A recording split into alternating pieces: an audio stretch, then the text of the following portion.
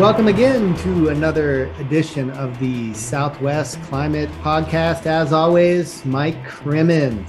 How you doing, Zach? Mike? Good, Zach. How you doing? This is the end of the year, December 2021 version. Yes, the holiday edition, the end of year edition, and 2021 has been quite a year. You know, how many years have we been doing this? It feels like 11. I mean, this is we need to rejoice. We need to celebrate. Yeah, we say this a lot, but as far as niche podcasting goes, a podcast for 11 years on the Southwest climate we're either fools or we're probably fools. I've heard as much. People think we're fools. So yeah, there's. You shouldn't question that. How many times in the 11 years, like let's say 130 episodes, have we talked about El Nino or La Nina? Probably 130 times. What about drought? What if we did a word cloud? If we did a word cloud, what would be the most frequent topics? I think this word cloud idea is a good one. Do you have any money paying poor undergrad to go back and transcribe? And I wasn't thinking of doing it manually, but that's terrible. Yeah, there's probably more automated versions. No, anyway, I was just reflecting on it. It was another really fun year to do this. So it's usually the highlight of my month. So same thanks, here. Mike. Yeah, I mean, I think we're both still basking in the glow of monsoon 2021. I mean, we'll get to that. We're not going to let that one down. I won't do it. But I still look out my window at home, backyard in our wash. There are still plants that grew in the monsoon there that I've never seen before in the 15 years I've lived at this house. So fortunately, the mosquitoes are gone. Yeah, that was good. I'm glad to see them. Glad to see them move on. All right, so we're going to do a slightly abbreviated version just because it's the holiday. We'll go on a New Year climate bender in the new year. Let's just do a quick recap, Mike. Been about a month since we recorded. We recently got a little bit of rain, but by and large, Mike, basically since the end of September, much of the southern half of Arizona in the Southwest really has been dry, and that basically persisted. Well, that's been the state for the last couple months, aside from a couple storms. Why don't you take us through? Give us the brief version of what transpired in the last month in the Southwest. Not much. Too brief? Maybe a little bit more. Stretch it out a little bit. Dive into that just a little bit. Okay. Yeah. So just like you said, we can go all the way back to the monsoon. I'd just rather talk about the monsoon again. We just continue to talk about our favorite moments. October, not much going on. November, if you recall, it's not too far in the rearview mirror. Very dry across much of the Southwest. Quite warm too. And I think you maybe have some statistics on a couple of the cities on what some of those precipitation totals were. Just looking back at the last 30 days or so, there's basically been two precipitation events. There was one very warm and dry up through the middle of November, right getting into the Thanksgiving holiday week. We did have a trough of low pressure start to move in, dragged in some subtropical moisture and produced a little bit of rainfall. It wasn't really anything epic or of huge consequence. Ridging built back in. We warmed up again, quite warm again. And then we've had a couple of troughs of low pressure skirt by and mostly bring us brief cool downs in temperatures, but we quickly kind of rebound to average to above average temperatures again. But we did have a pretty decent event just a couple of days ago. So this would have been like December 9th, 10th, and 11th, where another deeper trough of low pressure was able to pull in some pretty good moisture. We got a little bit of rain here in Tucson. Well, actually not a little bit. I actually got over a half inch of rain, but other parts of the state did quite well. Arizona, it did reach into parts of western New Mexico, but was really kind of focused on the higher country of Arizona, was into southern Utah, and then it did actually get into some of the mountains of southwest Colorado as well. And that kind of brings us up to present. So we're now at Zach, as you mentioned too, there's some clouds rolling in. We've got another storm system that doesn't look quite as wet as the one we had just a couple of days ago, but should give us in southern Arizona a decent shot at precip. Looks quite good for snow for Flagstaff in the high country, and then hopefully that is able to kind of track into parts of southern Colorado and New Mexico over the next couple of days. Yeah, and just to add to that, somebody was asking me, we're reflecting on that it had been dry. And my reaction was, yeah, it's been dry, but it's not all that uncommon. And it's not in any one month. But then I looked at Tucson Airport and just looked at October and November. And it turned out that it's pretty unlikely that both months back to back experience basically zero rainfall. I think this year it basically had a trace, hundredth of an inch over those 2 months. And that had only occurred a couple times in the record. So it is, at least in Tucson, it is pretty unlikely that you'd have back-to-back bone dry months. Just looking at November as a whole, I think the sort of Four Corners area in northern Arizona was maybe slightly better, but even still, basically the entire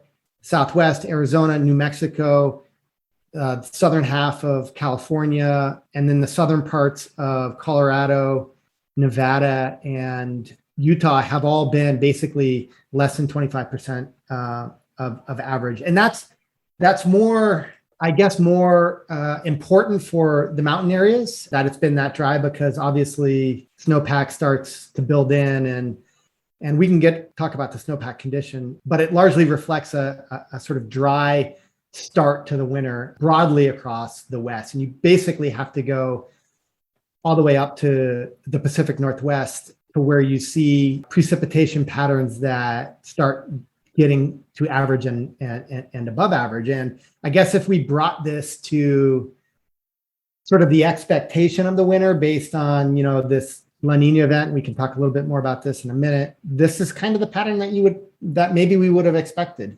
Previous years where we went into La Nina events, one of the starkest examples would have been 2017, 2018. That was a really, really warm, dry fall. And it was quite a bit warmer and quite a bit less precipitation. And we don't have a lot to talk about. We have a handful of events this year, but I believe it was even drier in that 2017 event, in that fall event. And that was the La Nina driven event. And then we can go back to even like last fall.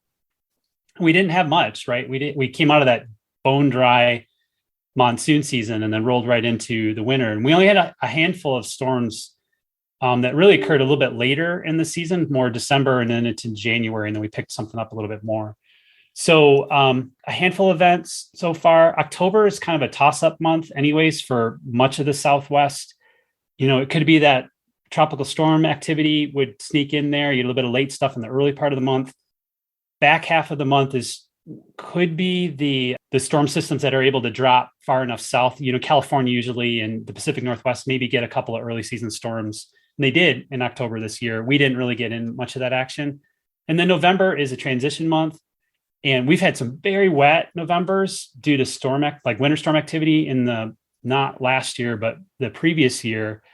And so, yeah, I wasn't too surprised. It sounds like you weren't really either, that it wasn't dry. I just would have thought it would have been more frequent to look at both October and November as months. But I think your point is a good one, which is that we have to think of these months as they're different processes and they're different patterns that are going on in terms of what would drive the rainfall and completely different things. So looking at them back to back is maybe just like a statistical nicety, but maybe not all that instructive in terms of what's physically going on with the climate, because there isn't that connection, I guess. Whereas, next month, like we might start seeing this high pressure. So I look back at the sort of 500 millibar level maps just to see what the pressure levels were like. And it did seem like, for the most part, there was a high pressure over the West. Yep. And maybe that pattern persists, and that's a pattern that's kind of characteristic of a La Nina. Yeah. And I think like the ENSO blog is calling out the precip pattern we've seen over the last 30, 60 days as being La Nina adjacent, or maybe probably, strongly caused by La Nina conditions. So that the atmosphere is definitely responding to the La Nina event, probably a bit more than I think we thought it would be at this time. And it's a little bit stronger than we thought it would be at this time. So, I kind of was holding out that maybe it was going to be a bit weaker and that we'd have a little noisier atmosphere, squeak in some more precip events. But as you pointed out, there's been a really strong persistent ridge of high pressure across the West that has been persistent, through much of November. And so some of the media reports about the atmospheric rivers up through the Pacific Northwest and into British Columbia, really, they probably harken back to the La Nina pattern persisting across the Pacific. Well, that I'm glad you brought that up, because I think that's been, let's say, the climate story of the early month, these atmospheric rivers. I mean, I guess we could also say that, of course, the most recent, 8-state line of tornadoes that just wreaked devastation, that probably now crests it. But in terms of the climate story of the last 30, 60 days, but these atmospheric rivers basically started, I mean, I believe, in early October, Pacific Northwest, or was it the San Francisco area got clobbered with it. And the one that we've talked about, or the one that you mentioned, that's striking it's basically the central coast of California right now. And that's probably what is driving in these clouds right now, right? We're on the southern sort of fringes of that system. And maybe we squeak out some moisture out of the atmosphere there, but nothing in comparison to obviously what's happening Sierra Nevadas and whatnot, which is quite a bit of snow falling up there. The persistent jet stream patterns can lead to focusing precipitation patterns too, right? And so I think that these atmospheric rivers certainly can be related to standing wave patterns in the jet stream that would then just draw up and focus and funnel precipitation in these narrow bands, as you'd see. If the jet had more of a kind of progressive nature where it was sort of building, breaking, then you'd see the lows kind of moving up and down the coast. They kind of drop down here, and you'd get a little bit more of an even pattern. But when it does become stuck, you do end up having these anomalies emerge. And we know that from a lot of the ENSO research, is that you end up getting rain stacking up in one area where it could have been evened out. And it typically is not across the Southwest. We're in that dry spot now. But it really is going to be interesting to see. The pattern is broken down a couple of times here in December. The outlook for the next 3 to 4 weeks, if you're looking at like some of the modeling and then some of the Climate Prediction Center's outlooks, they really show the increased risk of above average precipitation for the entire West Coast, including us. And the dry pocket moves over into New Mexico, which can happen during some periods of La Nina events.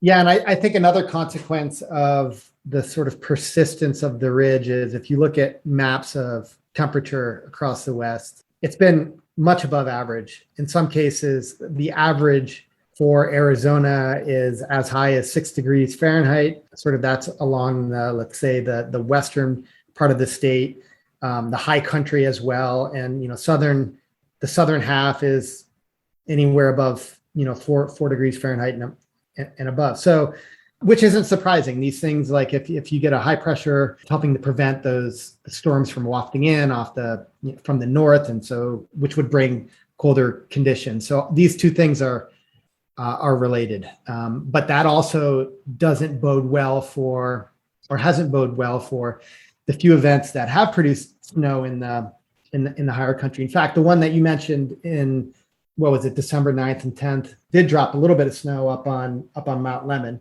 And other parts. Maybe just a quick tour about the snowpack. The water situation it hasn't been good for a very long time. It's at its lowest point in terms of water levels in Lake Mead and Lake Powell in a very long time. Like, shortage sharing agreements are in place. Elephant Butte on the Rio Grande is basically empty. And a lot of pressure is put on the winter snowpack. Yeah, La Nina suggests a kind of drier signal. If you were betting, you'd probably bet on a drier signal for, Arizona and south of that. But that's sort of statistical correlation. And physically, that breaks down too, such that you don't really have a hedge for Colorado and Utah, which I suppose is a good thing in this winter, because we certainly don't want there not to be any snow. But the early reports are pretty dry. And obviously we just talked about that. There really isn't a basin across the West, with the exception of a few in California that are changing as we speak. But there is not a basin in the West that has above average snow water equivalent, which is a real bummer. And if I'm like looking at all of these dots, which show these snow-tell sites, so these sites that measure snow and water content in the snowpack at high elevation sites, there's just outside of the Sierra Nevadas, there's just a handful of them that are close to or above average. So, I mean, it's early, I should say, right? Like it's December, mid-December. It's super early, man. Yeah. The peak in snow water content is like April 1 for a lot of these sites. So we've got a long way to go. Yeah. I'm a glass half full on this because, well, there's a couple of things I think that are going to be interesting to watch this year. So the fall's not been particularly wet for the Colorado River Basin in particular, especially the lower Colorado River Basin, right? And it looks like snow water equivalent across the basins is anywhere from, looks like 45 for much of the Salt to 85% for the Verde, 71% for the Little Colorado. The basins in New Mexico are quite a bit lower. And I think it's, to your point, Zach, is that the event we had last week, I think actually did boost the Arizona snow up a little bit. So we're already kind of diverging between Arizona and New Mexico. The upper basin, there's a basin in the straddles Utah and Colorado. It's at 90%. So I'm like glass half full. I mean, you're right. They're not, it's early. But some of those basins are 90, 81, 75, up into the Rockies in Colorado. I'm really curious, though, about how the wet summer, if it did lock any soil moisture away, that if any of this is like, if that's going to help improve like mediocre snowpack, will it have right? What's the efficiency? And maybe the efficiency goes up. Yeah, it's funny though. I look at these maps and like 100 is that sort of inflection point, but like, 120 is a new 100, if that makes sense. Right? Yeah. And what I mean by that is in terms of runoff efficiency. Right. That's a good point. Just because of the warming conditions and you need more than 100% of snowpack to get, 100% of stream flow. So that efficiency it requires more snowpack to get the same amount of runoff than it did, let's say 20, 30 years ago. I mean, that's what the research is saying, but in part that, we'll see maybe the the summer will have an impact on that. And we won't need 110 or 120. We'll just need an average year and that'll be good. But also I think we an average or even slightly above average is still not going to be great. We kind of need a game changer so that the narrative, not just the narrative, but the conversation changes a little bit on the Colorado and the Rio Grande. Yeah. So I'll go back to my glass half empty perspective now. So I think the summer soil moisture is probably going to have a minimal effect. You look at the research, it's super helpful, but it's how much it snows during the winter, which is really going to be critical. And then kind of the timing of that precipitation, temperatures that accompany it to see what that runoff is going to look like later in the spring. And this year, with La Nina conditions expected to persist, and as you pointed out earlier, the upper Colorado River Basin is kind of on an inflection point where we see it kind of goes wet to the north of that, dry to the south. It's not super clear we're going to end up pulling off something and we would need something miraculous at this point to really probably change the conversation around the reservoir levels at this point. Right. So I'm hoping. I'm with you. You mentioned La Nina, and so maybe let's think a little bit let's provide an update on where we stand and kind of where we think we're going. And this is the second in a back-to-back, a double dip La Nina, as they call it. It's not uncommon. This has happened. We have 7 of these in our historical record. How many do we have in our podcast record? We've done this a few times with double dip La Ninas. I think we have too. Yeah. I know 2011, 2012 was a double dip, and that was the beginning. And so I know we at least have that one.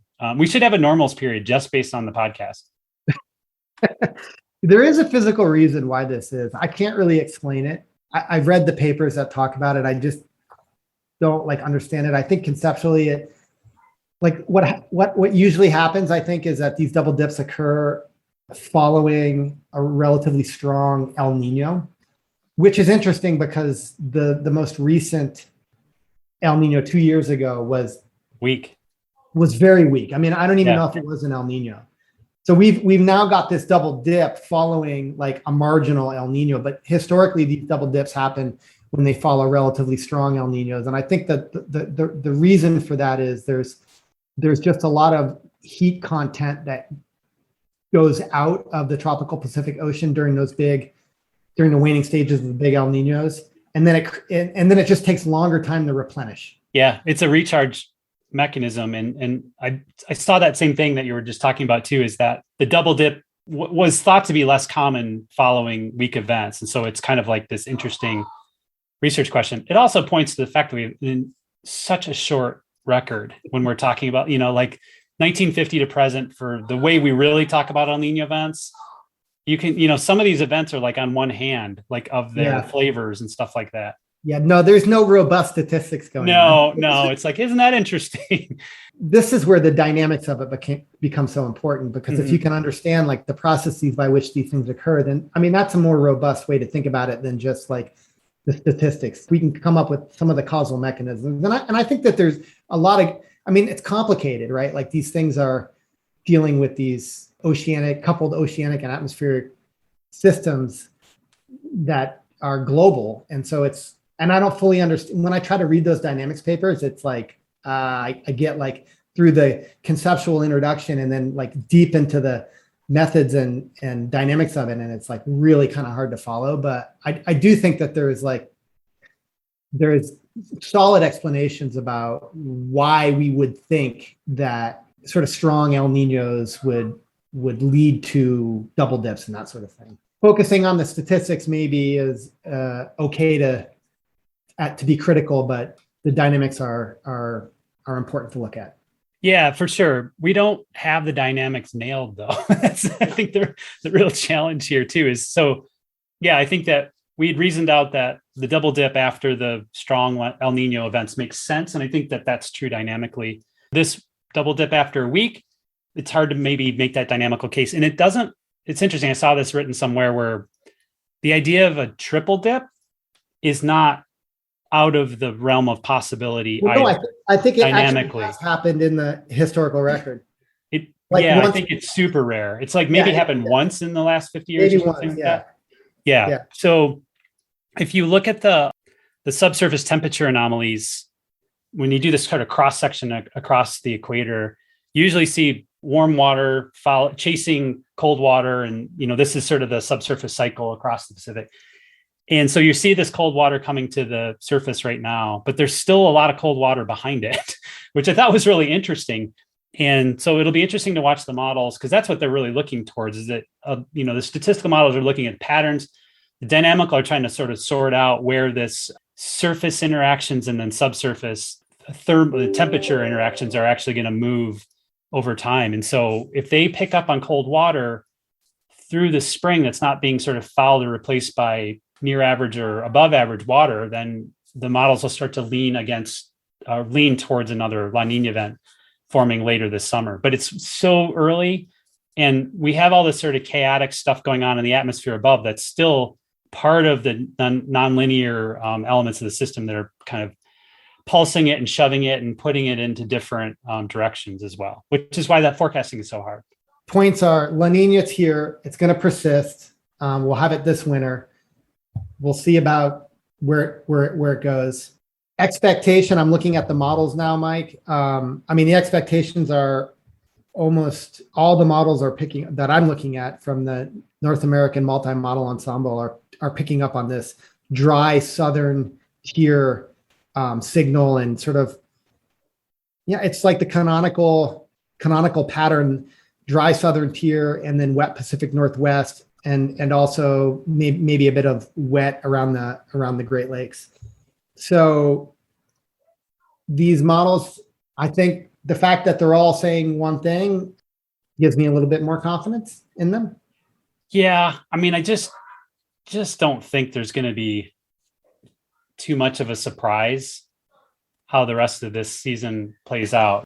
We will most likely sneak in a handful of events like we've done already, maybe 1 or 2 a month. If we get 1 or 2 widespread precipitation events across Arizona, New Mexico for the next couple of months, that's like far exceeding my expectations. If we get one every month through March, I think that's possible. If we get one every other month, be like, okay, that's totally not surprising at this point. I think something that looks similar to last year is reasonable at this point. Ooh, well, last year was not good. No, it wasn't good, but we don't have too many wet La Niñas in our record. They happen for sure. But they usually carve up the Southwest where part of the region, it could be like, we've had this before. It's like where Northwest Arizona gets just hammered by a couple of atmospheric rivers that carve right in just the right way.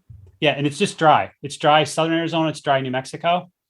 And you can have the alternative too, where we get into really cool conditions, like a trough sets up over the west, but it's dry. We have freezing events and it's dry. And then the rain is actually to the east of us, and it's picking up eastern New Mexico, and it's, pounding Texas with the subtropical jet. But, so nothing, not much in between. If you're going skiing this winter. Oh, this is always our good combo, right? Where are you buying your ticket? British Columbia. Don't you think it's going to hang in there? Don't you think you're going to Whistler again? Canada opened up its borders, right? Oh, I don't know. We didn't do COVID forecasting. Yeah. I think it's the Pacific Northwest, maybe Northern Idaho, Bozeman. Those I think that we'll do a skiing report. We got to do that. We got to do. I always enjoyed trying to make that forecast for you and living vicariously through you. So maybe let's end it, Mike. I thought it would be fun to kind of just reflect on the last year.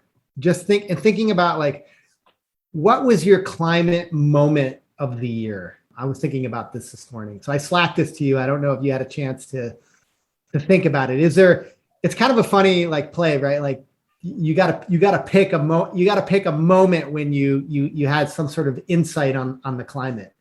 So I'm doing the weather climate thing, if that makes sense. Totally. It's very, very clear to me this year. Do you want to hear it, or should I just keep it to myself? No. I just wanted to know if you had one. Okay. All right. I'll just bury that one away. Give it to me. Okay. So it was a course with the monsoon, right? And I think, I wish I had the date right, but I think it was the first week of August. No, I'm sure it was the first week of August. Okay. So we had already had, just the epic July here in Tucson, right? And so it really, decent onset, and just, we got clouded, all sorts of different kinds of weather, the really, really rainy period in late July, running washes and that kind of stuff. So in the beginning of August, my wife and I went for a walk. We do these kind of like sunset walks to the neighborhood. And it was one of those days that it was kind of cloudy during the day, but super humid. And I was like, there's just no way we're going to get anything today. And I was just like, it's a bum day, whatever.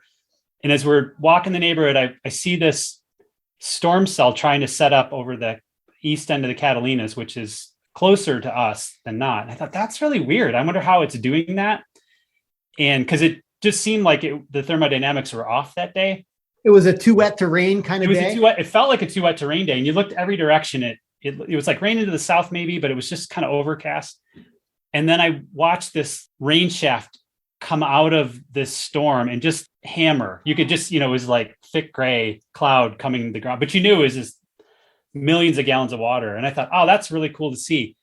Well, that storm grew and grew and grew, and then enveloped the east side of town. And we got 4.5 inches of rain out of that day, and that storm cloud that completely defied all of my understanding of how the monsoon works, which clearly is not very good after all of these years. I mean, it was just, oh my gosh, it can do that. And it did it here. And we had 4.5 inches raining after having 8 inches of rain in July. Like it was mind blowing to me. Was that when you kept slacking the emojis of the head blowing up? Yes, I think it was. I'm still kind of, my head. Yeah. I'm dazed by that whole event, because it was stunning. It really was stunning. All right. So that's cool. I have one. We didn't talk about this. Of course, mine's the monsoon too. And it's almost had around the same time, but I think mine was late July, and I was just sitting at the desk. I think it was the first time I was like, the record monsoon is in play. Yeah. And I think it was that moment that I was like, oh, this is like this could be historic. And I got really excited. But my thoughts turned elsewhere, and I was like, so much of the news on climate is negative. You know, obviously, like let's say that the tornadoes that just destroyed, you know, countless homes across 8 states, right? Like it's always like these extreme events are always negative, or, you know, it's like crop failures, or it's like some politicalization of climate change or something like that. And it's always like kind of a negative thing. And then I was like, you know, like the monsoon, like there's no villain in the monsoon, you know? And it's everybody just kind of, even last year when the monsoon failed, it was like, there wasn't a lot of like anger toward the monsoon. It just feels like a happy, I mean, obviously there can be floods and tragedy, and we saw that again this year. So I'm not trying to minimize that at all. No, I get it. Yeah. But I'm just saying, like, it's a story that, at least in this part of the world, that I think that often is filled with joy and not negative vibes. And so I know it's so, I think that I'm so with you on this vibe too, because I delight in the weather. Like I love it. And I totally understand that it is dangerous. It deserves respect. You know, climate change is a huge problem, and it is increasing these extreme events, and it's putting more people's in harm's way. But I always still, you know, look at these events from just a delight. It just really are.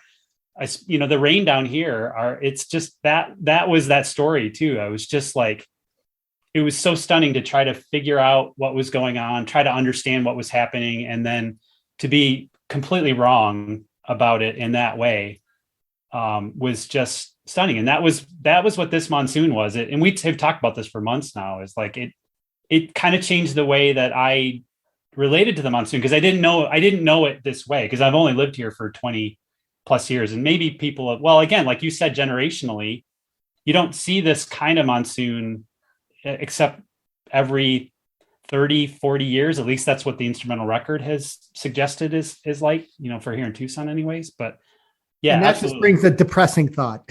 Yeah, I know. Exactly. Maybe, well, I mean, that's the fun thing. I think that you and I delight in the monsoon, and I think probably a lot of our listeners do. I think most people in Arizona do. And I had a reporter come to me in July, and she wanted to do that story. And because she was a native Arizonan, and she was like, I want to tell a story about how cool the monsoon. And I was like, oh, that's really fun. You know, and that would we want to do. But, you know, like next summer, it's total. Aren't you already like, you're curious about how it's, you know, could it match it? Maybe. I think it's possible. I think it's theoretically possible that it could match. Well, it's absolutely possible. I mean, there's no reason it wouldn't. I mean, but it's an extreme. And so it's, unless there's been a major. But this is the thing. It's like statistically, yeah, I guess it's so unlikely, but then physically it's completely plausible. So yeah, totally. Yeah, exactly. It's right. Your dynamical versus your statistical model. It's like, but if I was betting, yeah. And we'll do this. And we will. And I will always bet the climatology. And, you know, if I play that over time, I probably will be right. We'll have to game theory it. Like, would Mike actually be worse off? Well, Ben will figure out the loophole and try to win again. So, all right, that was great. Well, I'm really looking forward to, you know, our 12th or 13th year doing this, and you know, I don't care if there's 3 people and our parents listening. I'm still going to. My parents do not listen to this. Okay. I sometimes coax my mom into listening. All right, Mike. Well, have a great holiday. You too. Happy New Year, and I'm looking forward to 2022 with y'all. All right, let's do it. I'm sure that's melted out. I think they opened the ski hill on Mount Lemmon. Did they really? I think they did. I saw it was either a file photo in the newspaper or it was real. it tickles me to death that we have a ski hill. It's the southernmost ski area in the US. And when I first moved here, there was like, I don't remember the year, 2008, maybe it was 2009, but there was like a foot of snow on Mount Lemmon. And we went up to go skiing and they closed the road. So I was like, great. I know you can't even win. ski on the day where, because it doesn't last long.